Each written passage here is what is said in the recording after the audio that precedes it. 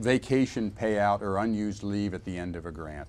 So a scenario where an individual has worked at an institution, probably on sponsored projects, off sponsored projects, institutional funds, but maybe they have 20 days of vacation. They have vacation that needs to be paid out. And in many cases, if you're a cash basis of accounting, if you have 10 days of vacation, at the end of that grant, if you're 50% on a grant and 50% on institutional funds, that vacation is paid out based on that distribution. That's a cash basis of accounting for fringes. We have other institutions that have an accrual basis of accounting, where basically the expenditure hits the grant or hits the cost object when it's earned, when it's accrued. So if I earn a day and a half this month, it actually hits my grant and is accrued there as an expense.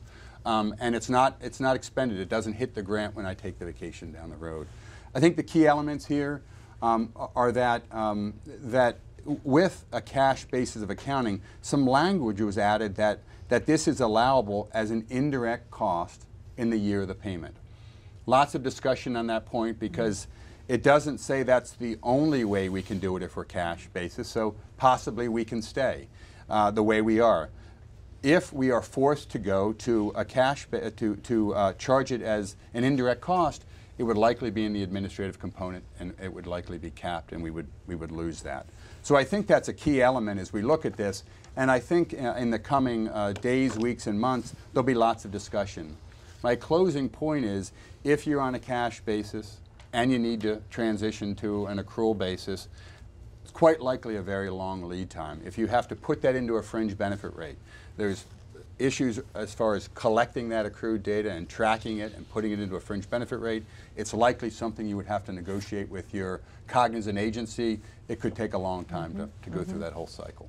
Jim, I find this really very confusing because we have always treated salary and fringe benefits as direct costs. So the whole concept of suddenly treating fringes as indirects is kind of hard for me to get my head around. I have a lot of resistance to it, of course. It technically would be an inconsistency. You know, we're treating a normally direct cost as an indirect, which, you know, of course, in this case, there's probably no harm to the federal government, so they're fine with the inconsistency. Right.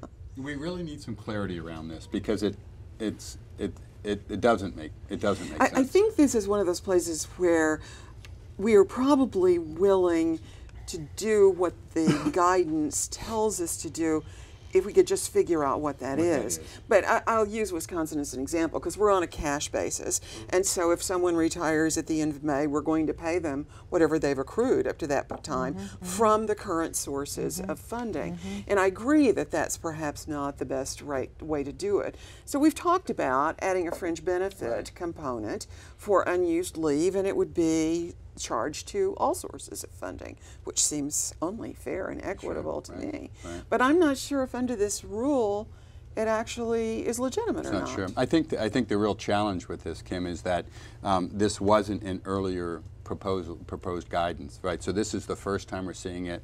First time we have had an opportunity to respond to it. Otherwise, if this came up a year ago and we had an opportunity to have this discussion, hopefully we would have had some clarification. Right. And so is this coming up in the various discussions with COFAR? I mean, do they understand what this means to universities? Again, this applies to a range of different kinds of organizations, universities just being one.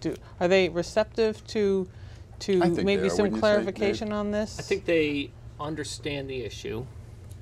I question whether, I question how it made it into the guidance, because like Jim said, it wasn't part of the proposed guidance. I think there's probably some element out there that had a perception that we were taking these terminal leave situations like Kim described and charging $40,000 to the award, which really has never been the case, because I think there's a self-policing culture at the institution that the faculty aren't going to let that happen to their awards. The money's not there. So it's, again, I've seen this issue's been raised in different forums at different times over the last 5 years. And again, someone was able to slide it into the guidance at the 11th hour, and now we're dealing with it. But to the question, I think OMB and COFAR are starting to get it. It's just, I think it's hard for them to push against because, as Kim said, it does make perfect sense that we should be doing some type of accrual, even if we're not accruing all the leave, having a factor in a fringe benefit rate.